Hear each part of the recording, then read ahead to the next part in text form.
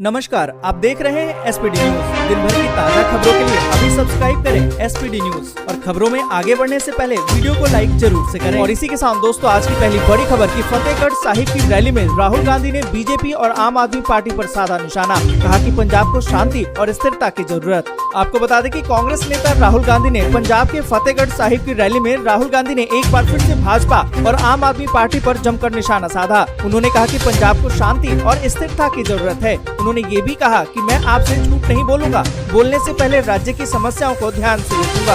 और इसी के साथ दोस्तों, अगली बड़ी खबर की मुश्किल में फंसे हैं पंजाब के सीएम चन्नी। यूपी बिहार के भैया वाले बयान पर बिहार की एक अदालत में शिकायत दर्ज। दोस्तों, यहाँ पर आपको बता दें कि पंजाब के मुख्यमंत्री चरणजीत सिंह चन्नी के खिलाफ उत्तर प्रदेश और बिहार के लोगों के बारे में कथित अपमानजनक टिप्पणी को लेकर गुरुवार को बिहार की एक अदालत में शिकायत दर्ज कर दी गई है। सामाजिक कार्यकर्ता तमन्ना हाशमी द्वारा ये याचिका दायर की गई है, जिन्होंने दावा किया है कि उनकी टिप्पणी से पंजाब में रहने वाले बिहारियों के जीवन को खतरे में उन्होंने डाल दिया है। और इसी के साथ दोस्तों, अगली बड़ी खबर की बीजेपी ने जारी किया मणिपुर में घोषणा पत्र। छात्राओं के लिए स्कूटी, 2 LPG सिलेंडर फ्री, किए और भी कई बड़े वादे। आपको बता दें कि बीजेपी के राष्ट्रीय अध्यक्ष JP नड्डा ने गुरुवार को मणिपुर विधानसभा चुनाव के लिए बीजेपी का घोषणा पत्र जारी कर दिया है। उन्होंने घोषणा पत्र को जारी करते हुए बड़े चुनावी वादे किए। उन्होंने कहा कि मणिपुर ने पिछले 5 सालों में बड़ा परिवर्तन देखा है। मणिपुर ने अस्थिरता से स्थिरता और स्थिरता से विकास की तरफ छलांग लगाई है। बीजेपी ने अपने काम का रिपोर्ट कार्ड भी जारी किया। कोई दूसरी पार्टी ऐसा नहीं कर सकती है। आपको बता दें कि बीजेपी ने इस घोषणा पत्र में आर्थिक रूप से कमजोर वर्ग और पिछड़े वर्ग की लड़कियों को पढ़ाई के लिए 25,000 रूपए की प्रोत्साहन राशि देने का वादा किया है। वहीं 12वीं पास करने वाले मेधावी छात्र छात्राओं को मुफ्त में लैपटॉप, मणिपुर में कॉलेज जाने की सभी मेधावी लड़कियों को घूमने के लिए मुफ्त में स्कूटी, वरिष्ठ नागरिकों की मासिक पेंशन 200 से बढ़ाकर 1,000 रूपए, PM उज्ज्वला लाभार्थियों को 2 मुफ्त LPG सिलेंडर, राज्य में एक स्किल यूनिवर्सिटी, साथ ही PM किसान के तहत किसानों को वित्तीय सहायता 6,000 रूपए से बढ़ाकर 8,000 रूपए करने और मणिपुर में सभी मछुआरों को 5 लाख रूपए तक का मुफ्त में दुर्घटना बीमा देने जैसे कई वादे किए गए हैं। और इसी के साथ दोस्तों, अगली बड़ी खबर के अखिलेश यादव का बड़ा दावा। सपा गठबंधन ने पहले 2 चरणों में शतक मार लिया। 7वें चरण तक बीजेपी के बूथों पर होगा सन्नाटा। दोस्तों, यहाँ पर आपको बता दें कि उत्तर प्रदेश में विधानसभा चुनाव के 2 चरणों का मतदान पूरा हो चुका है। अब सभी की निगाहें तीसरे चरण पर हैं। तीसरे चरण की वोटिंग से पहले ही समाजवादी पार्टी के अध्यक्ष अखिलेश यादव ने जीत का दावा कर दिया है। उन्होंने कहा कि पहले और दूसरे चरण के मतदान से ही समाजवादी पार्टी के गठबंधन ने शतक को पार कर लिया है। अगले 2 चरणों में सपा की सरकार बन जाएगी। और इसी के साथ दोस्तों, अगली बड़ी खबर की दिल्ली में 1 महीने के अंदर दूसरी बार मिला बम। निष्क्रिय करने के लिए मशीन लेकर पहुंची NSG। आपको बता दें कि दिल्ली के पुरानी सीमापुरी में एक घर में IED यानी कि बम मिला है। स्पेशल सेल के DCP प्रमोद सिंह कुशवाहा ने बम मिलने की पुष्टि की है। 1 माह के अंदर ये दूसरी घटना है। और इसी के साथ दोस्तों, अगली बड़ी खबर की चीन को चुनौती। ताइवान को आत्मरक्षा में सक्षम बनाएगा अमेरिका। कहा कि हमारा समर्थन चट्टान की तरह मजबूत। दोस्तों, यहाँ पर आपको बता दें कि अमेरिका ने ताइवान को आत्मरक्षा में सक्षम बनाने की बात कही है। इस द्वीपीय क्षेत्र पर अपनी नीति में कोई बदलाव नहीं होने की बात उन्होंने दोहराते हुए अमेरिकी विदेश विभाग ने कहा है कि ताइपे के लिए वॉशिंगटन का समर्थन चट्टान की तरह मजबूत है। क्षेत्र में शांति और स्थिरता बनाए रखने के लिए अमेरिका सहयोग जारी रखेगा। और इसी के साथ दोस्तों, अगली बड़ी खबर की अमेरिका ने जताई उम्मीद। रूस ने यूक्रेन पर हमला किया तो भारत देगा साथ। कहा कि अंतर्राष्ट्रीय नियमों को बनाए रखने का पक्षधर रिकॉर्ड। यहाँ पर दोस्तों, आपको बता दें कि अमेरिका ने उम्मीद जताई है कि अगर रूस यूक्रेन पर हमला करता है तो नियम आधारित अंतर्राष्ट्रीय व्यवस्था के लिए प्रतिबद्ध भारत अब उसका साथ देगा। विदेश मंत्रालय के प्रवक्ता ने बुधवार को बताया कि क्वाड देशों के विदेश मंत्रियों के बीच में हाल ही में मेलबर्न में एक बैठक हुई, जिसमें रूस और यूक्रेन के मुद्दे पर चर्चा हुई। और आपको बता दें कि क्वाड सदस्यों में भारत, ऑस्ट्रेलिया, जापान और अमेरिका शामिल है। और इसी के साथ दोस्तों, अगली बड़ी खबर की भारत में ऐप बैन को लेकर बीजिंग ने जताई चिंता। कहा कि बड़े स्तर पर चीनी कंपनियों के हितों का नुकसान। दोस्तों, यहाँ पर आपको बता दें कि ड्रैगन ने भारत में बैन की गई चीनी मोबाइल एप्लीकेशन पर चिंता व्यक्त की है। अपने एक बयान में बीजिंग ने कहा है कि भारतीय सरकार के इस कदम से चीनी कंपनियों के हितों पर विपरीत असर होगा। चीनी वाणिज्य मंत्रालय के प्रवक्ता ने कहा कि ये प्रतिबंध चीनी कंपनियों के वैध अधिकारों और उनके हितों को नुकसान पहुँचाने का काम करेगा।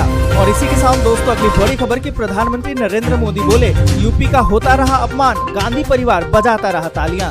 दोस्तों, यहाँ पर आपको बता दें कि प्रधानमंत्री नरेंद्र मोदी ने कहा यूपी और यूपी के लोगों का अपमान होता रहा और गांधी परिवार तालियां बजाता रहा। वही लोग अब यूपी में घूम घूम कर वोट मांग रहे हैं। उनका इशारा पंजाब में एक चुनावी रैली के दौरान वहां के मुख्यमंत्री द्वारा दिए गए बयान पर था। आपको बता दें कि फतेहपुर की जनसभा में प्रधानमंत्री ने बेहद ही सधे हुए अंदाज से अपना संबोधन शुरू किया। कहा कि सारे वाद और विवाद एक तरफ और राष्ट्रवाद एक तरफ। यूपी के लोगों ने ठान लिया है कि होली आने से पहले ही 10 मार्च को ही रंगों वाली होली धूमधाम से विजय की होली मना लेंगे। और इसी के साथ दोस्तों अगली बड़ी खबर की रिम्स के कमरा नंबर A11 में पहुंचे हैं लालू यादव। 21 फरवरी को होगा सजा का ऐलान।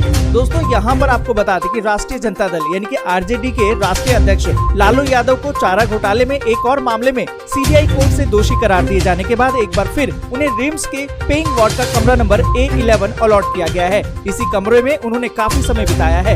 इधर लालू के रिम्स में भर्ती होने की पेइंग वार्ड में सुरक्षा कड़ी कर दी गई है। मुख्य द्वार पर मेटल डिटेक्टर लगाया गया है, तो वहीं हर आने जाने वालों की जांच की जा रही है। और इसी के साथ दोस्तों अगली बड़ी खबर कि बिन बुलाए जाकर बिरयानी खाने से नहीं सुधरते हैं अंतर्राष्ट्रीय रिश्ते। पीएम मोदी पर मनमोहन सिंह का हमला।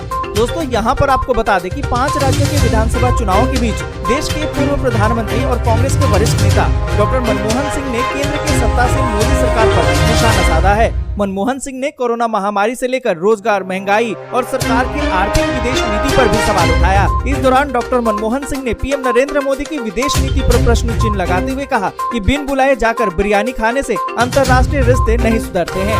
और इसी के साथ दोस्तों अगली बड़ी खबर की मुलायम ने अखिलेश के लिए संभाली कमान। जानिए कि चुनाव प्रचार में क्या कहकर मांगा वोट। दोस्तों यहाँ पर आपको बता दें कि उत्तर प्रदेश विधानसभा चुनाव 2022 दिन पर दिन दिलचस्प होता जा रहा है। यूपी में अब अखिलेश यादव को वोट दिलाने के लिए उनके पिता सपा संरक्षक मुलायम सिंह यादव ने कमान संभाल ली है। मुलायम सिंह यादव ने मैनपुरी के करहल में सपा अध्यक्ष अखिलेश यादव के लिए प्रचार किया और वोट भी मांगे। मुलायम सिंह यादव ने कहा कि किसान, नौजवान और व्यापारी ही इस देश को मजबूत करेगा।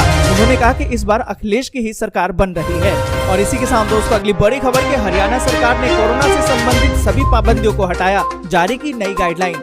आपको बता दें कि हरियाणा सरकार ने राज्य में कोविड-19 से संबंधित सभी प्रतिबंध को हटा लिया है और इसके लिए आदेश जारी कर दिया गया है। हालांकि आदेश में कहा गया है कि राज्य के निवासियों को उसमें सलाह दी गई है कि वे सामाजिक दूरी सहित कोविड संबंधी उपयुक्त व्यवहार का सख्ती से पालन करें। और इसी के साथ दोस्तों अगली बड़ी खबर की मायावती ने कहा बीजेपी की नीतियों से सब है परेशान, बीएसपी ही है एकमात्र विकल्प।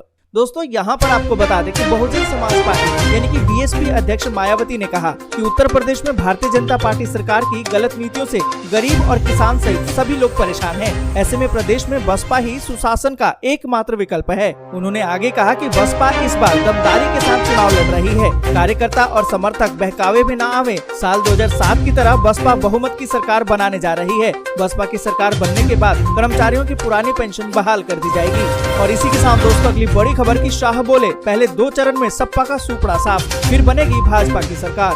दोस्तों यहाँ पर आपको बता दें कि विधानसभा चुनाव के तीसरे चरण के प्रचार के लिए नेताओं में होड़ मची हुई है। इसी क्रम में गृह मंत्री अमित शाह ने फिरोजाबाद में निषाद बाहुल्य क्षेत्र, नगला चूरा में, शिकोहाबाद में भाजपा प्रत्याशी ओम प्रकाश वर्मा के समर्थन में जनसभा को संबोधित किया। इस दौरान उन्होंने सपा पर जमकर निशाना साधा। केंद्रीय गृह मंत्री अमित शाह ने कहा कि पहले और दूसरे दौर में सपा का सूपड़ा साफ हो गया है। इस बार 300 से ज्यादा सीटों के साथ भाजपा की सरकार बनेगी। उन्होंने कहा कि भाजपा गरीब और मजदूरों का कल्याण करना चाहती है, जबकि सपा संपत्ति इकट्ठा करके अपने साथ परिवारवाद की राजनीति करती है। दोस्तों आज के लिए बस यहीं तक। वीडियो आपको अच्छी लगी हो तो लाइक और शेयर जरूर कर दें। अगर अभी तक आपने चैनल को सब्सक्राइब नहीं किया है तो सब्सक्राइब जरूर से कर लें।